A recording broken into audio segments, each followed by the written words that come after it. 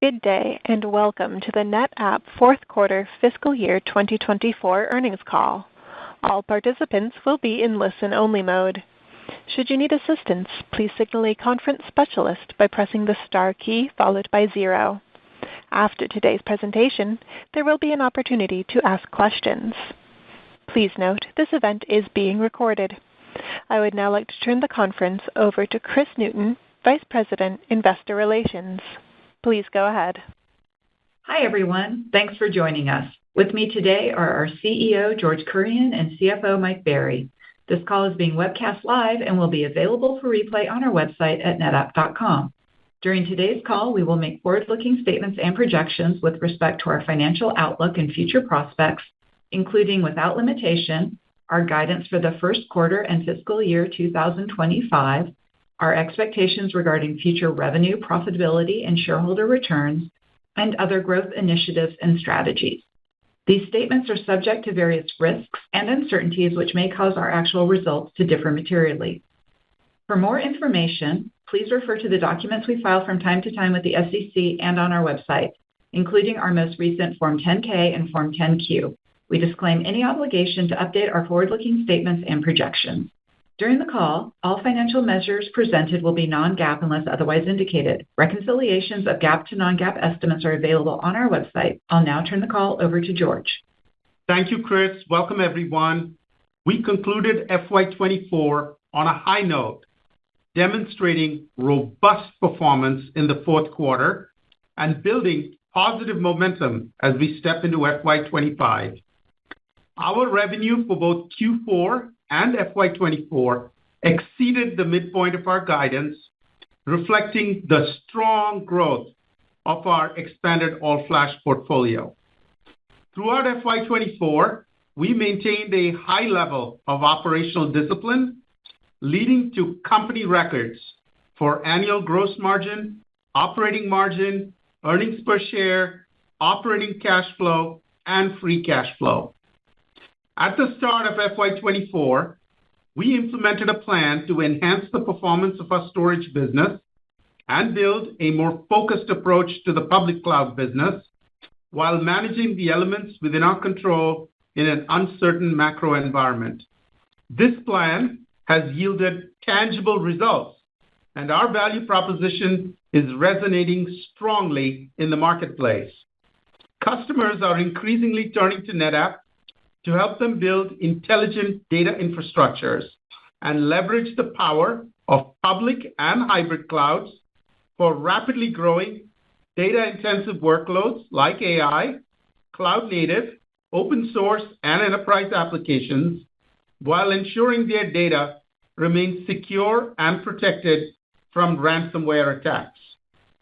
NetApp uniquely delivers a comprehensive and integrated portfolio of unified data storage solutions based on one operating system, ONTAP, supporting any application, any data type, and spanning on-premises and multiple cloud environments. We deliver unparalleled simplicity of data management and infrastructure and application deployment with consistent automation, all unified by common APIs and a single control plane. In a world of limited IT resources, rapid data growth, and escalating cybersecurity threats, we empower customers with the flexibility to rapidly deploy new applications, unify their data for AI, simplify cloud integration, and strengthen data protection. Now to the results of the quarter. We delivered robust year-over-year performance in our hybrid cloud segment, with revenue growth of 6% and product revenue growth of 8%. Strong customer demand for our broad portfolio of modern all-flash arrays, particularly the C-Series capacity flash and ASA block-optimized flash, was again ahead of our expectations.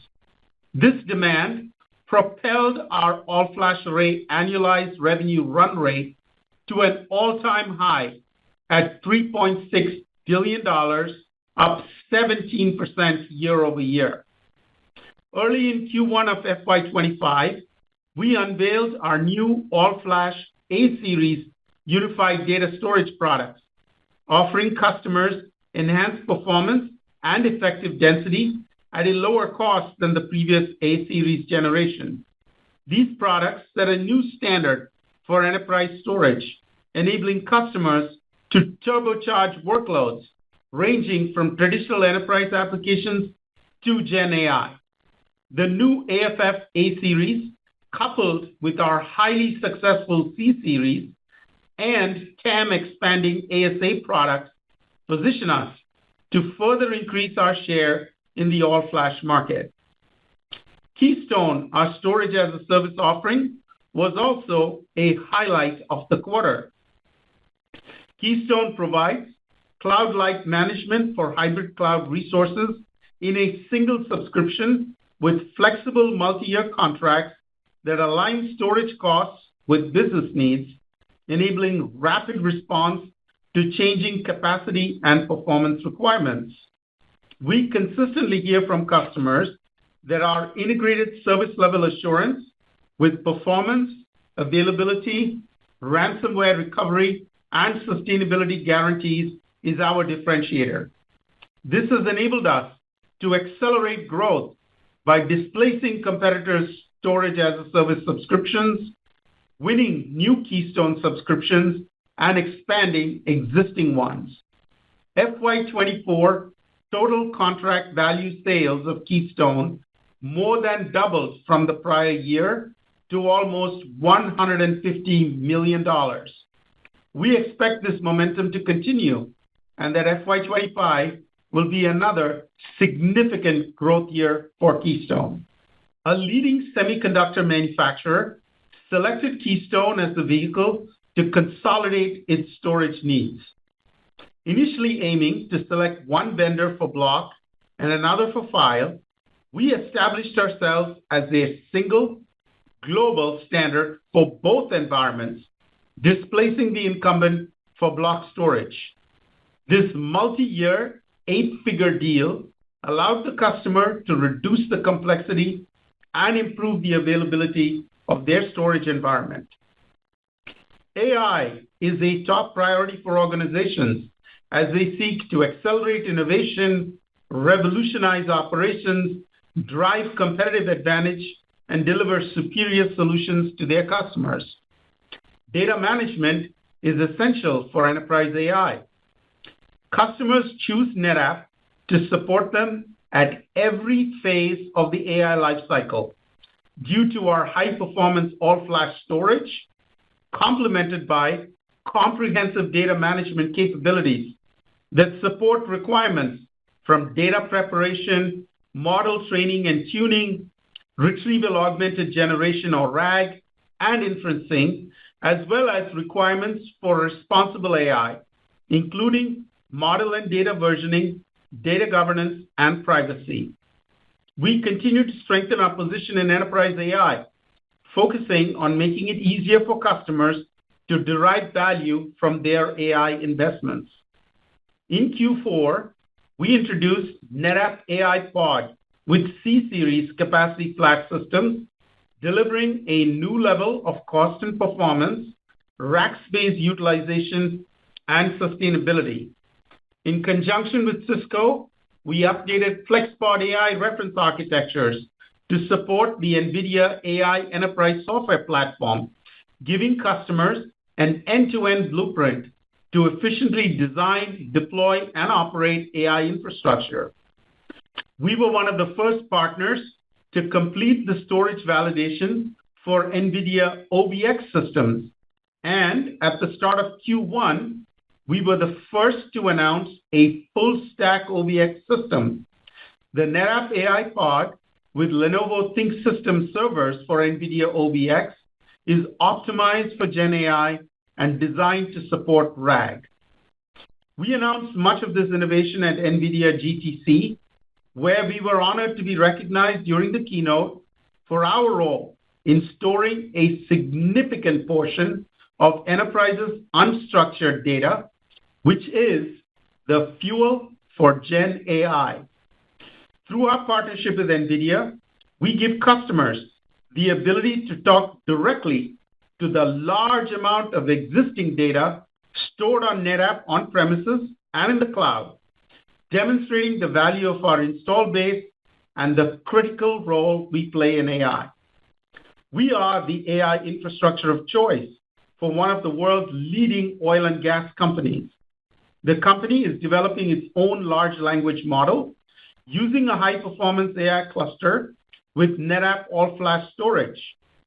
They are now also building an AI center of excellence to support various departmental AI initiatives and have again selected NetApp storage for this part of their AI infrastructure, leveraging C-Series to optimize price and performance. They are rapidly ramping up their AI infrastructure, building new models and onboarding AI resources. They awarded us the deal over their AI server vendor because of our ability to remove roadblocks in their AI workflows and accelerate the time to value from their AI investments. Public cloud segment revenue was $152 million, up 1% year-over-year.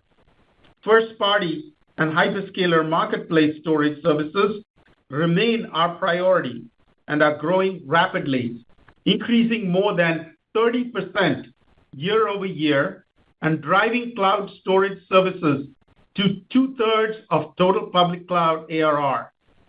These offerings are highly differentiated and closely aligned with customers' purchase preferences.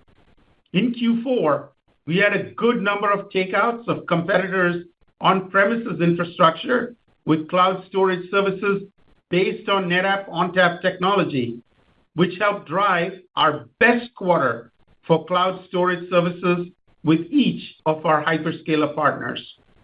We are well ahead of the competition in cloud storage services, and we are innovating to further extend our leadership position. In Q4, we further increased the performance of Amazon FSx for NetApp ONTAP, addressing an even broader set of performance-intensive workloads. We also introduced a new service level for Google Cloud NetApp Volumes, giving customers more granular control to match the capacity and performance needs of their cloud workloads. We were proud to receive Google Cloud's Technology Partner of the Year for infrastructure storage for the second consecutive year. Reflecting on FY24, I want to thank the NetApp team for their work to strengthen our position.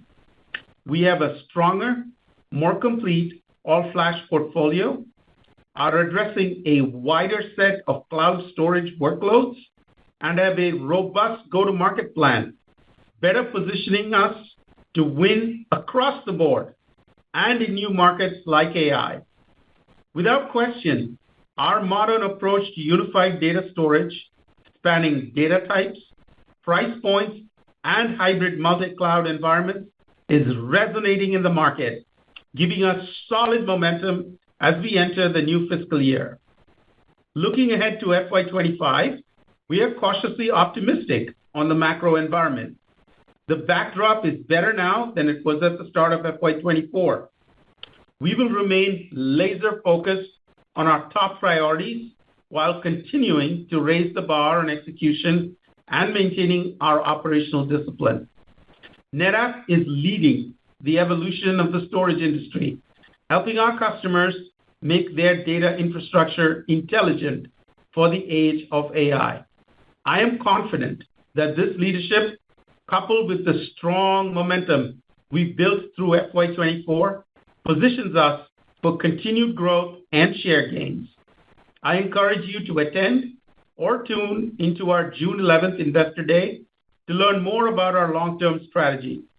Visit our investor relations website for more information. I'll now turn the call over to Mike. Thank you, George, and good afternoon, everyone. As George noted, we are laser-focused on managing the elements within our control. This focus enabled us to deliver strong P&L performance for Q4 and the full year. Before getting into the details, let me quickly highlight the key themes. As a reminder, all numbers discussed are non-GAAP unless otherwise noted. we delivered solid revenue growth in Q4, driven by our all-flash and cloud storage portfolio, which have strong momentum as we head into fiscal year 25. For Q4, our all-flash array revenue achieved a $3.6 billion annualized run rate, growing 17% year-on-year. Flash now accounts for approximately 60% of hybrid cloud revenue. Keystone, our storage-as-a-service offering, delivered another strong quarter and a strong year, with revenue growth up triple digits year-over-year in fiscal year 24. And first-party and marketplace cloud storage, the largest part of our cloud business, grew double digits quarter-over-quarter and over 30% year-over-year in Q4. Our operating profit margin was a record for a Q4, and operating cash flow was an all-time record. For the full year of fiscal 24, product gross margins reached a record high of 60%, representing around 1,000 basis points of year-over-year improvement, driven by product mix, lower SSD costs, and a normalizing supply chain environment.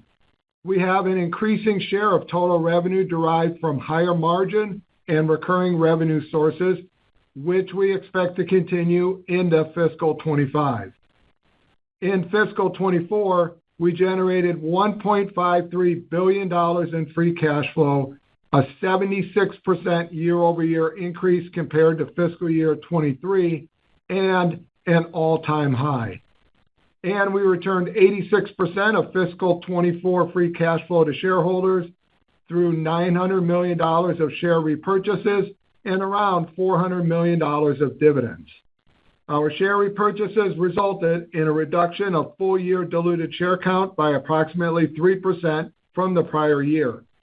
We plan to continue a strong policy of shareholder returns in fiscal 25 and are announcing today an increase in our quarterly dividend from 50 cents to 52 cents. Furthermore, today, we are announcing an increase to our share repurchase authorization by another $1 billion. Now to the details of Q4. Revenue came in slightly above the midpoint of our guidance range at $1.67 billion, up 6% year-over-year and up 4% quarter-over-quarter. Q4 billings of $1.81 billion were up 8% year-over-year. This marks our second straight quarter of year-over-year revenue and billings growth. Q4 hybrid cloud revenue of $1.52 billion was up 6% year-over-year. Product revenue was $806 million and up 8% year-over-year. Support revenue of $623 million increased 4% year-over-year.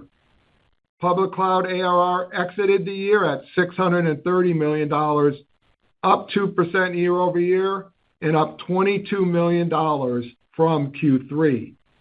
Public cloud revenue composed 9% of total revenue in Q4 and grew 1% year-over-year to $152 million. We exited fiscal 24 with $4.23 billion in deferred revenue, a decrease of 2% year-over-year, consistent with the year-over-year decrease in Q3. Q4 consolidated gross margin was approximately 71.5%. Total hybrid cloud gross margin was 72%. Product gross margin was 61%, 130 basis points ahead of our prior guidance, driven by better mix and continued growth in our C-Series products. Our recurring support business continues to be highly profitable, with gross margin of 92%. Public cloud gross margin increased 290 basis points both quarter-over-quarter and year-over-year to 68%. Q4 again highlighted the strength of our business model and our operational discipline with operating margin of 28%, the highest for a Q4 in the history of NetApp, and the second only to last quarter's 30% operating margin. EPS of $1.80 was 2 cents ahead of guidance of $1.78, predominantly driven by better gross margins.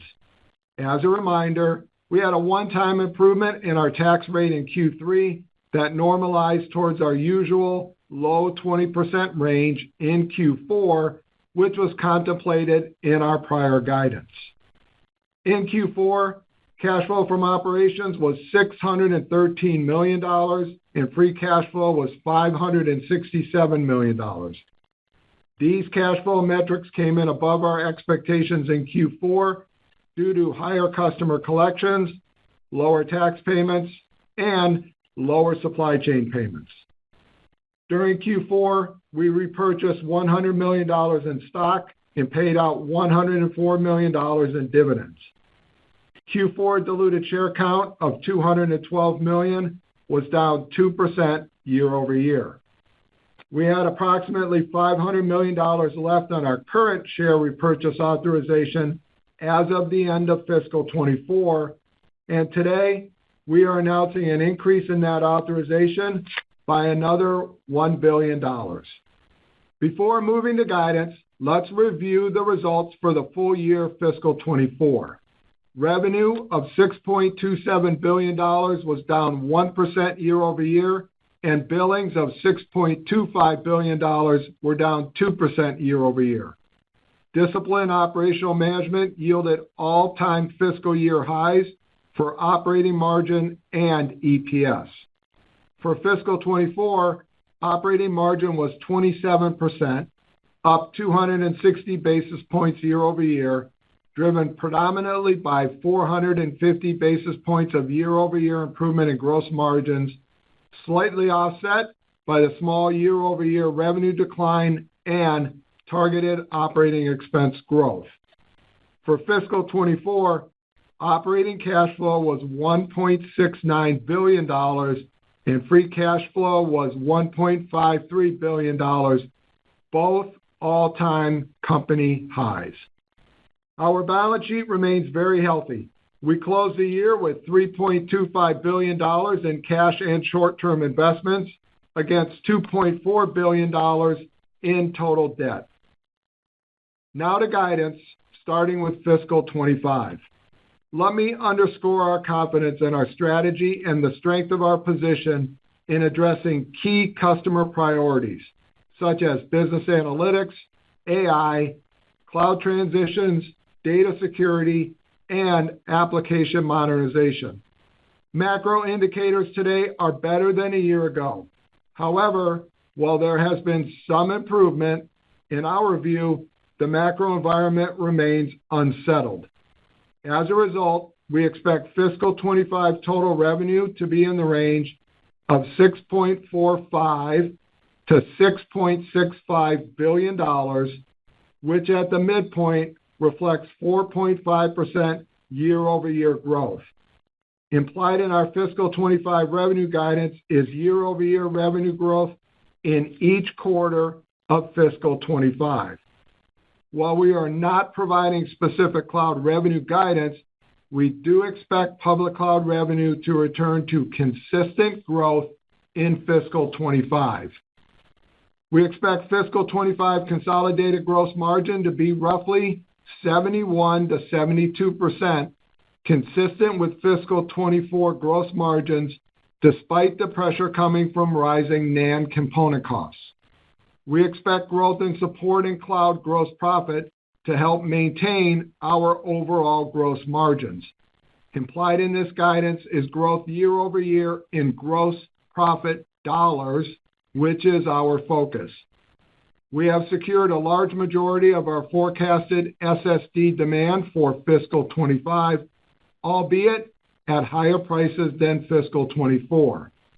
Given our existing inventory levels and the forecasted use of our pre-buy supply, product gross margins are expected to be higher in the first half of fiscal 25 as we utilize our inventory compared to the second half of fiscal 25.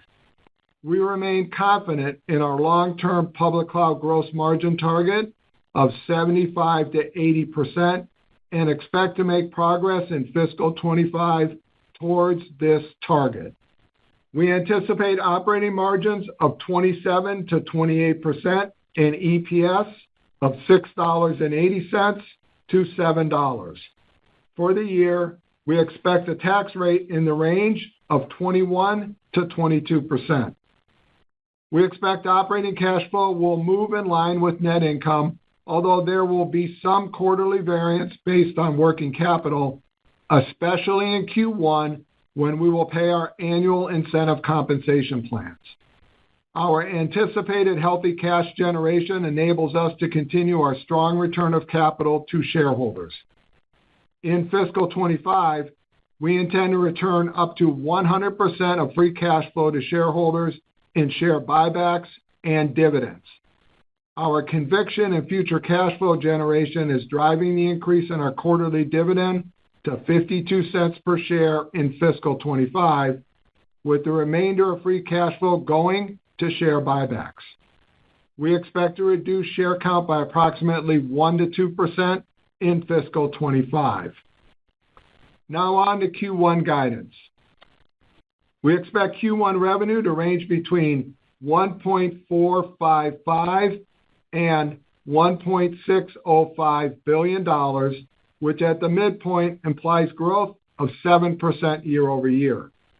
We expect Q1 consolidated gross margin to be roughly 72% and operating margin to be approximately 25%.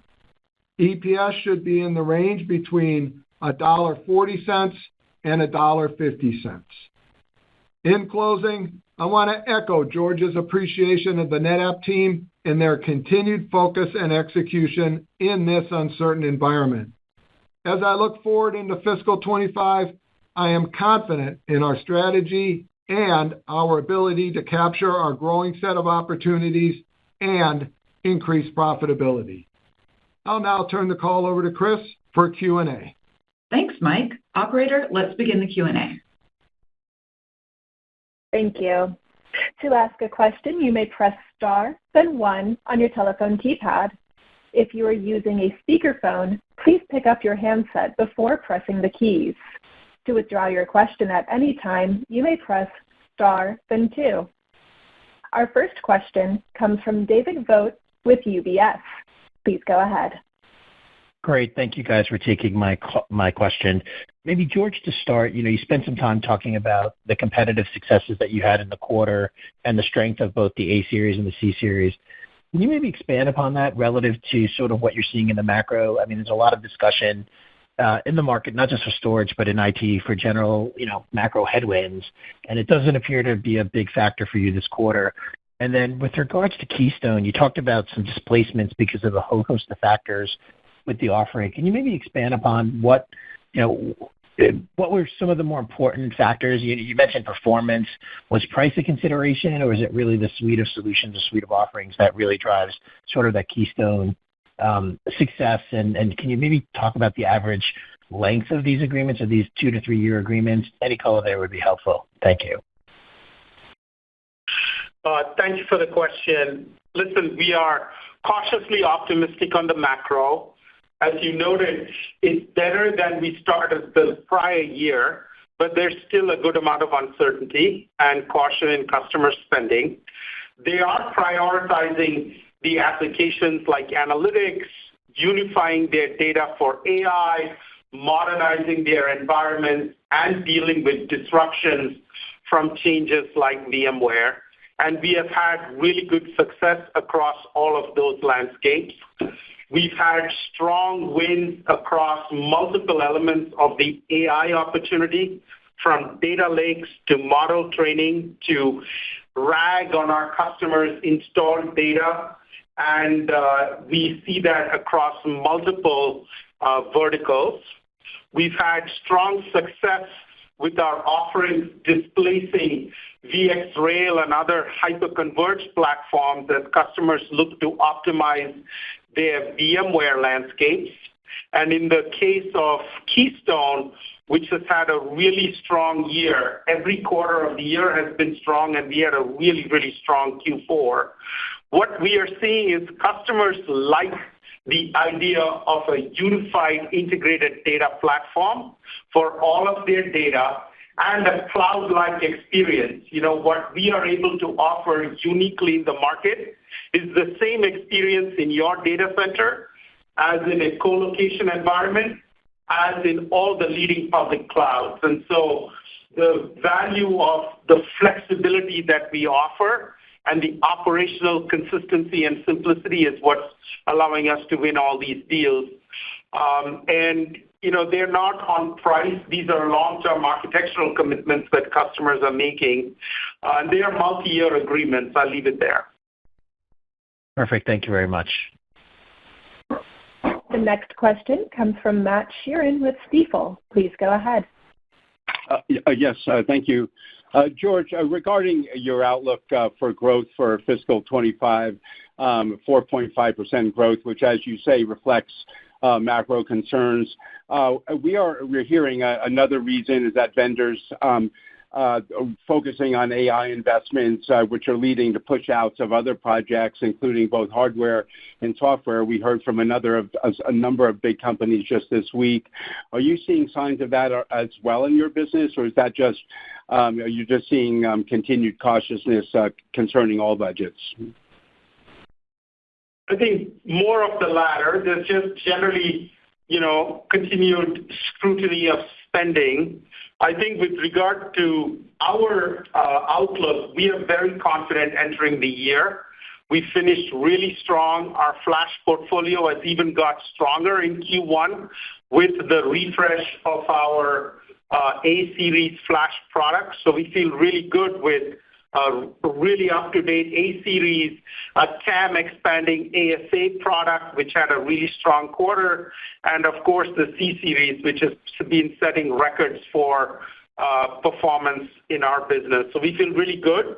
I think on the AI side, listen, we are the installed incumbent for the world's largest unstructured data sets, and we are helping customers unify those data sets, building data lakes. We saw that, for example, in one of the world's largest genomics companies, where together with NVIDIA, we've built a supercomputing environment that allows them to accelerate drug discovery.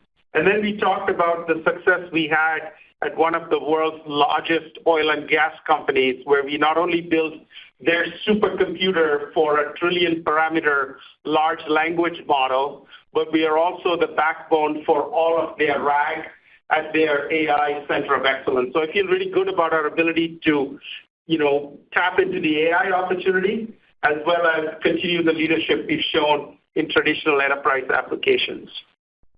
Okay, thank you very much. The next question comes from Meta Marshall with Morgan Stanley. Please go ahead. Great, thanks. Maybe the first question, just on the first-party and marketplace cloud storage strength, is there any trends that you're seeing with the type of customer? Is that, somebody who is an existing NetApp customer, or those largely new customers? Just any trends of who are those customers where you're seeing that strength? And then maybe just as a second question for Mike, it would seem that Q1 is starting seasonally strong, at least in comparison with last year, which maybe was seasonally weak. Is some of that A-Series launch, just how to think about how A-Series launch impacts the seasonality of the year? Thanks. I'll take the first question, Meta.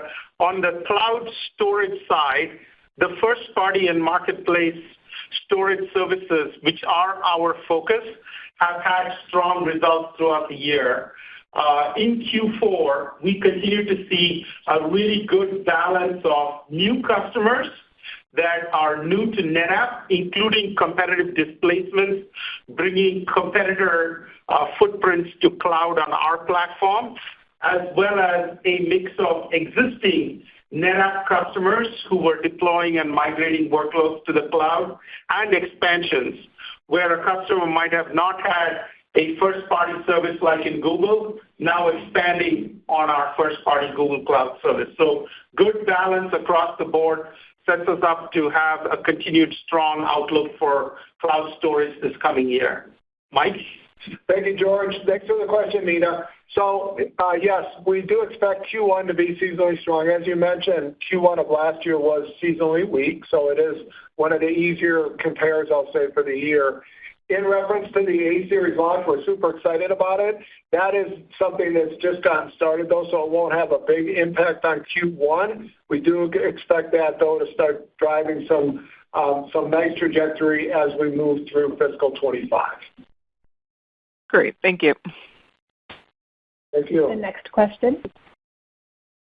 question comes from Samik Chatterjee with J.P. Morgan. Please go ahead.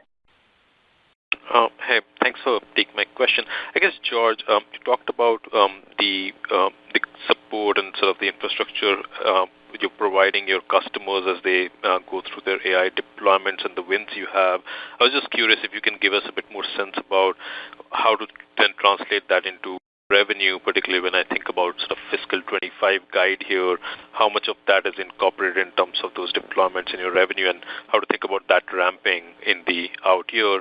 And a quick follow-up for Mike. Mike, if you can just help me with the puts and takes in terms of gross margin variance between Q3 and Q4, that will be helpful in terms of what the headwinds and tailwinds were. Thank you. Listen, broadly speaking, we had about more than 50 AI wins in Q4 across all elements of the AI landscape I talked about, both, in data foundations like data lakes, as well as model training and inferencing across all of the geographies. I would tell you that in the AI market, the ramp on AI servers will be much ahead of storage, because what clients are doing is they're building new computing stacks, but using their existing data. And so we expect that over time, there will be a lot more data created and unified to continue to feed the models. But at this stage, we are in proof of concepts. We think that there's a strong opportunity over time for us, and all of the AI growth is factored into our guidance for next year. On your follow-up, Samik, on gross margins from Q3 to Q4.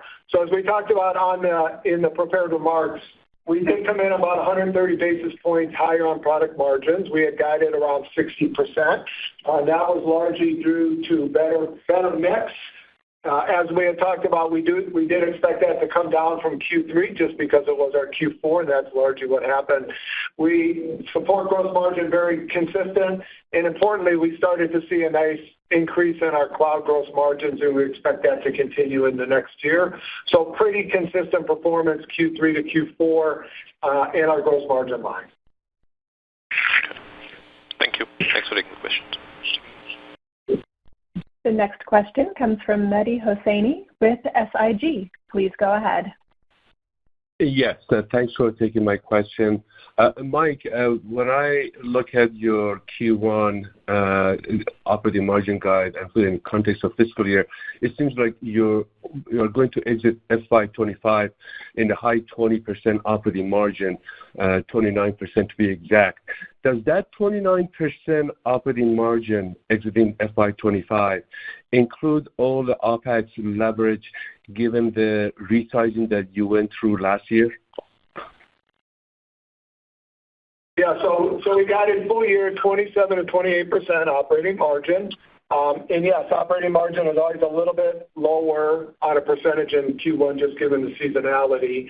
So I think what you're referring to, Mehdi, is we did do the restructuring last year in Q4.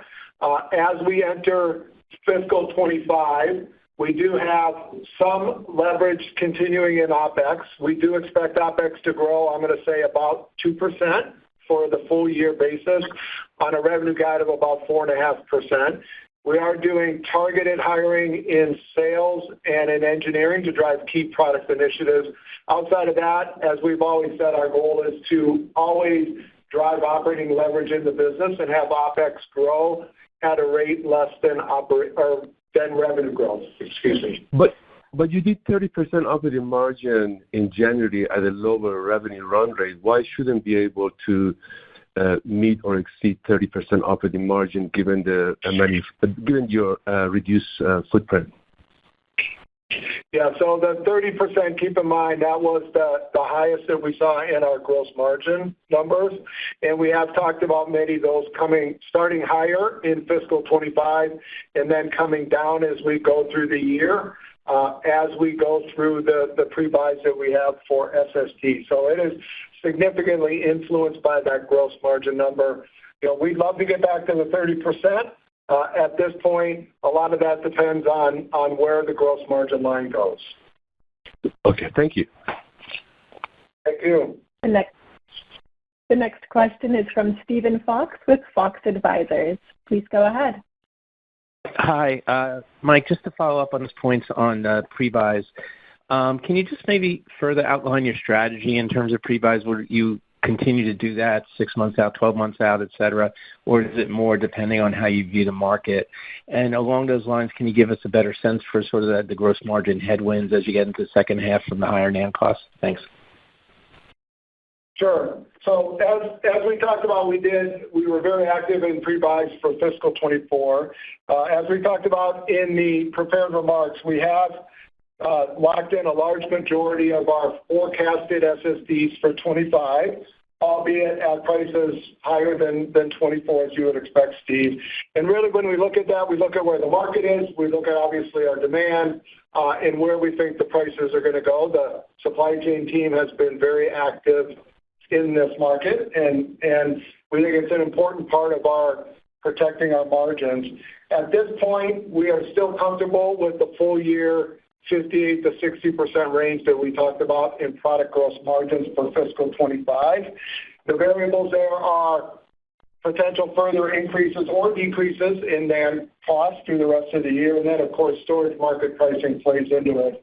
I do want to reiterate, hey, we are focused on driving the top-line growth and driving additional gross margin dollars and EPS while being disciplined in pricing. We certainly continue to look at product gross margin percentages, but at the end of the day, we will focus on driving profitable revenue growth and margin dollars. So again, 58 to 60 for the full year, starting higher in the first half, and then scaling down as we go through the year. Great, that's helpful. Thank you. Thank you. The next question is from Simon Leopold with Raymond James. Please go ahead. Thanks for taking the question. I did catch the comment that you expect public cloud services to grow through the year. I just want to see if we can maybe get a refresh on what's changing in that business that's getting us back to growth, and maybe if you could quantify what you mean in terms of the contributions with some more numbers. I'd appreciate it. Thank you. Yeah, listen, a couple of quarters ago, we said that we were taking action to sharpen the focus of our public cloud business. Those are along two dimensions. The first was to continue to drive the execution of a growth strategy around our first-party and hyperscaler storage services. As we said, storage is now about 2/3 of the total cloud business, and first-party and marketplace cloud storage services are the preponderant majority of our cloud storage. And that has performed really, really well and is the foundation for long-term success and growth in cloud. Second, we said that the subscription business had headwinds related to cloud optimization, and we took several actions to improve the health of our subscription business.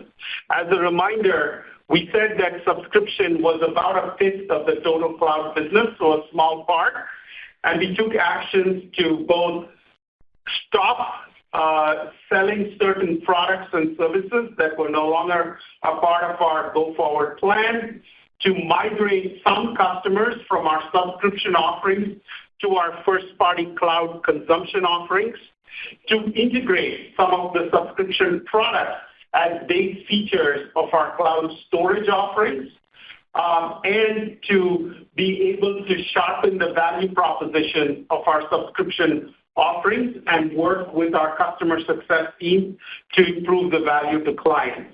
What this has resulted in is a decrease in subscription revenue in the second half of this year, as we forecast, but the headwinds from that decrease are getting smaller and smaller. And over the course of the first half of next year, we feel that a large part of those headwinds will be mitigated. We expect that cloud first-party and marketplace cloud storage should continue to ramp strongly, which will deliver overall growth in cloud, consistent revenue growth in cloud in fiscal year 25, stronger in the second half than in the first half. Thank you. The next question comes from Wamsi Mohan with Bank of America. Please go ahead. Yes, thank you so much for taking the question. I was wondering, Mike, did I hear correctly? You say that the range of product gross margin could be between 50 to 60%, starting at sort of the high end of that range and maybe closing out somewhere towards the lower end of that range. Could you clarify that? Yeah. So Wamsi, sorry if hopefully I said it correctly. What we talked about is we're still comfortable with the 58 to 60% range in product gross margins for the full year, starting out higher in the first half and then sliding down as we go through the second half and use the inventory of pre-buys. Okay. I mean, historically, when you looked at the swing in product gross margins, given change in commodity pricing, you've had two impacts. First, one is just sort of your ability to pass some of that through on your top line, and secondarily, the swing on product gross margin has been a little bit larger. So could you just maybe talk through maybe 400 or 500 basis points, maybe historically? Mike can correct me if I'm wrong there, but can you just talk through sort of what is the upside on revenue that you're thinking could come from pass-through of the increased NAND cost in the second half, and why is it not quite as wide this time around when presumably you've done pre-buys in the past too? Thank you. Listen, I'll take that question in two parts, one on the revenue side and the second on the gross margin side. On the revenue side, we continue to believe that customers budget in dollars, not in systems. And so while we expect that the industry will follow the normal course of behavior, which is to raise prices to customers as commodity prices go up, we don't expect that to translate into directly increasing revenue. Customers will buy smaller amounts of storage if they have to pay more for it, but they will spend the dollars budgeted for it. And that's what's reflected in our top line. With regard to cost of goods sold, I think, first of all, as Mike said, we have completed a large percentage of our forecasted demand for NAND through the course of next year. And as we have said before, NAND is less than 50% of our total cost of goods, the rest of which stays, flat. The outlook we are providing is based on current market pricing. If the overall market raises prices as they have done in the past, we expect to follow the market, and that should be accretive to the outlook that we have provided. And if I could just add one thing, Wamsi, and you asked about the volatility of the margins. Keep in mind that in fiscal 23, we had to deal with the premium issue. That then went away. So that's caused a lot of it. Fiscal 24 was really 55 to 61. So just keep that in mind as you look at fiscal 23, please. Okay, thank you so much. The next question is from Tim Long with Barclays. Please go ahead. Thank you. Two also, if I could. First, QLC and comp. Really getting a little bit more excited. So what do you think that would mean for, competitive or affecting existing business? Can you hear me? Tim, no, you are off of static. I think you might need to dial back into the queue.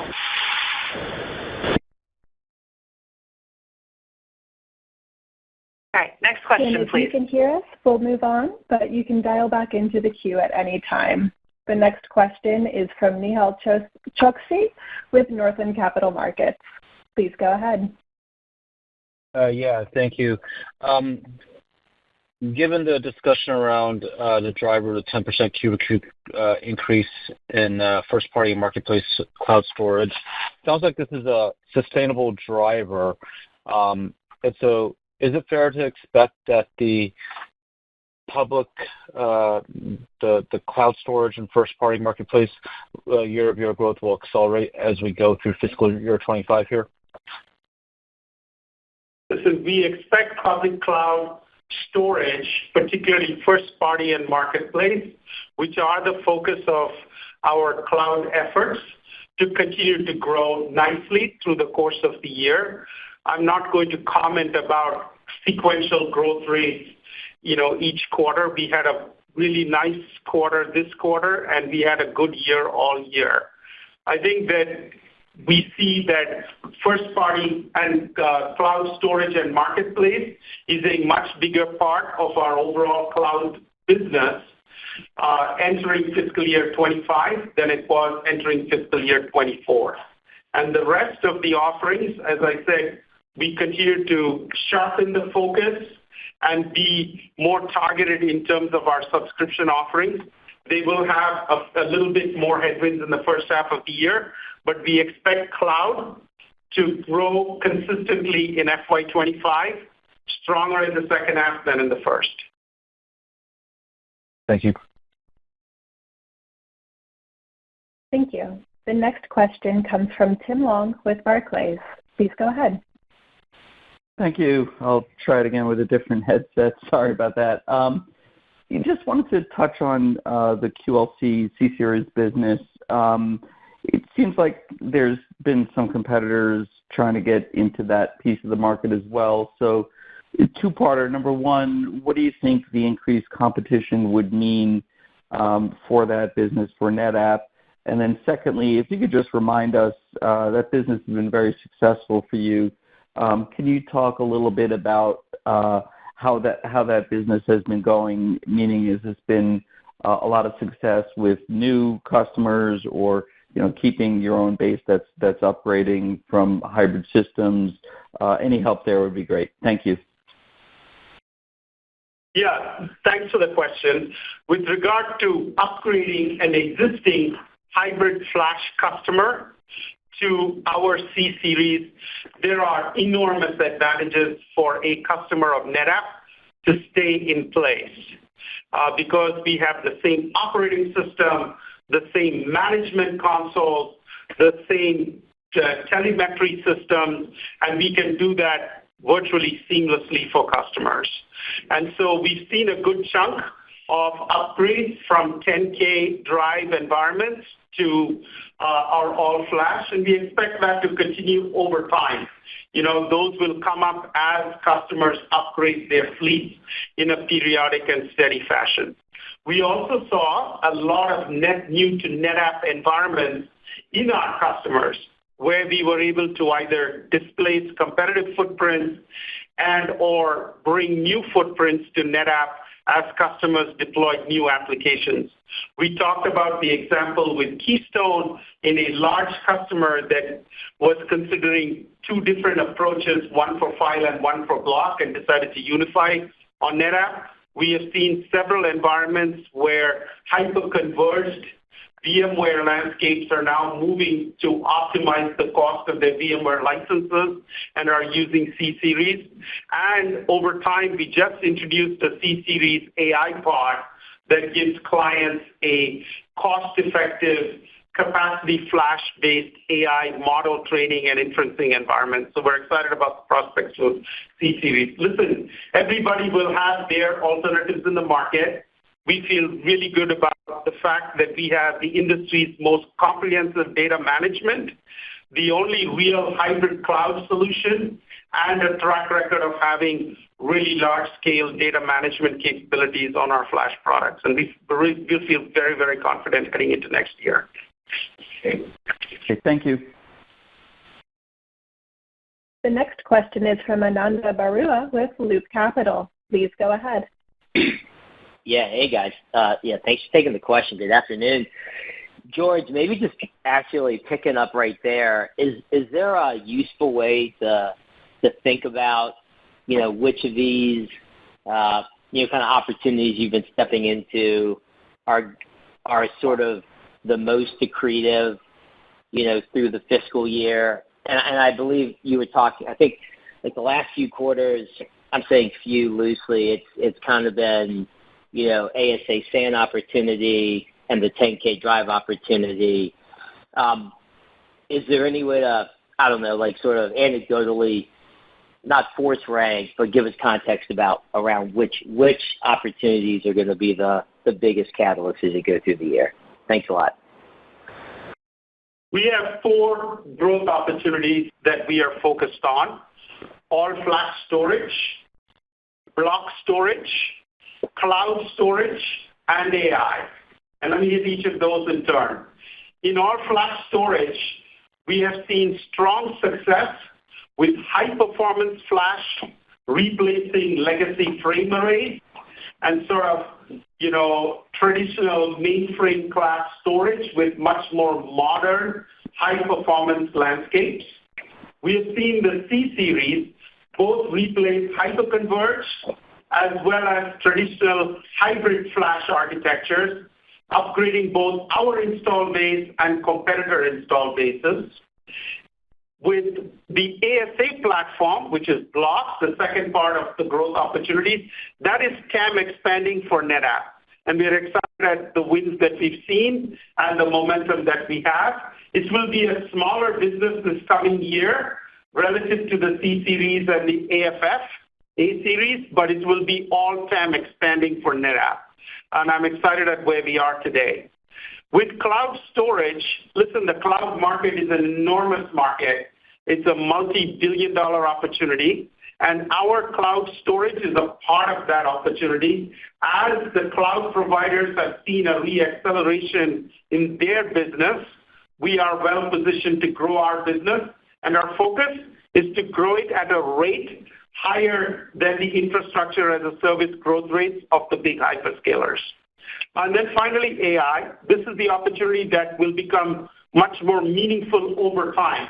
We are well positioned with the huge install base of unstructured data, which is the fuel for Gen AI, and we are focused on helping customers do in-place RAG and inferencing of that data.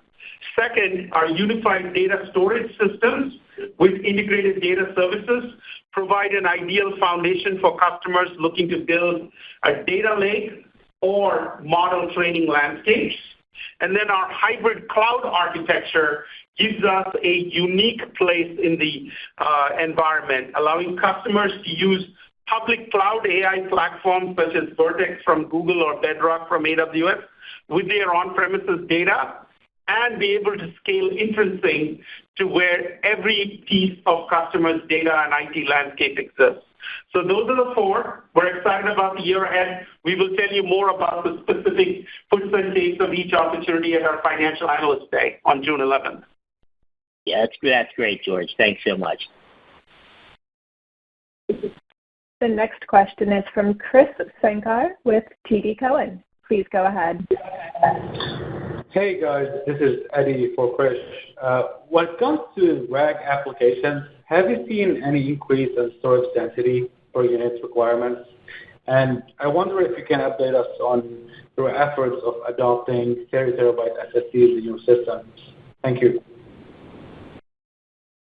Listen, I think I didn't hear the question entirely clearly, but what we see with RAG is customers wanting to use a large amount of unstructured data alongside a model that has already been trained to get it even more aware of the context in which it's operating.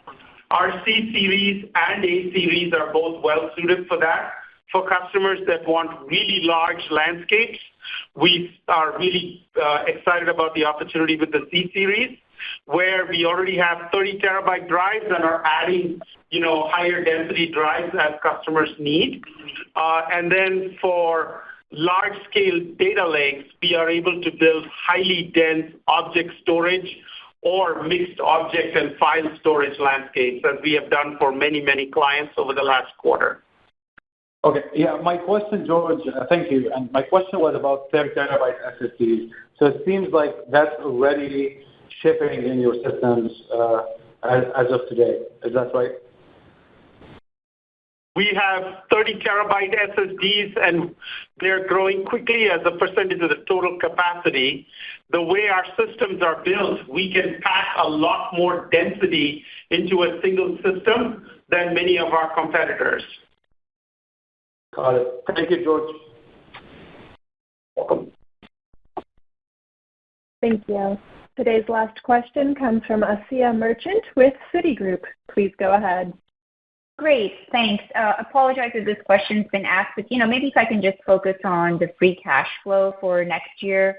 I don't know if there's a guide that was provided for that, and how we should think about that and the shareholder returns for the fiscal year. Sure. Thanks for asking the cash flow question, Asiya. So, hey, we'll have a couple more minutes. As I talked about in the prepared remarks, we expect cash flow to continue to track with net income. So if you take the midpoint of the guide, that says that net income does go up year over year. A couple things, so we would expect cash flow to move with it. During the year, there'll be some working capital changes, and I just want to make sure and highlight these. Keep in mind that in Q1, we will pay our annual incentive compensation payments, and incrementally year over year. Thankfully, it's a relatively large number. It's about $150 million. We expect then collections to increase year over year. And then as long as we continue to do pre-buys, we expect that to even out over the year as well. So all of that says we would expect operating cash flow to continue to track with net income. And from a CapEx perspective, we did about $155 in fiscal 24. You should expect something relatively consistent with that in fiscal 25. And then that caps it off with capital allocation. We did increase the dividend from 50 cents a share to 52 cents a share. So that'll call it $425 million of cash about for the year. The remainder of free cash flow is slated to go against share repurchases. Great. Thank you. Thank you. Thank you. I'll now pass it over to George for some final comments. Thanks, Chris. We ended FY24 strong with robust performance in Q4 and building positive momentum entering FY25.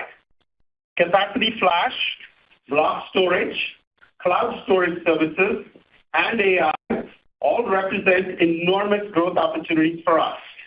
We are performing well and expect continued growth in these areas.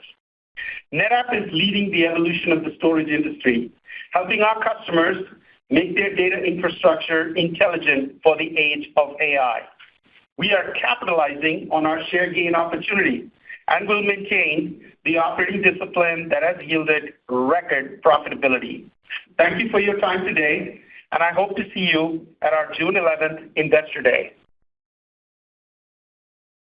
The conference is now concluded. Thank you for your participation. You may now disconnect your lines.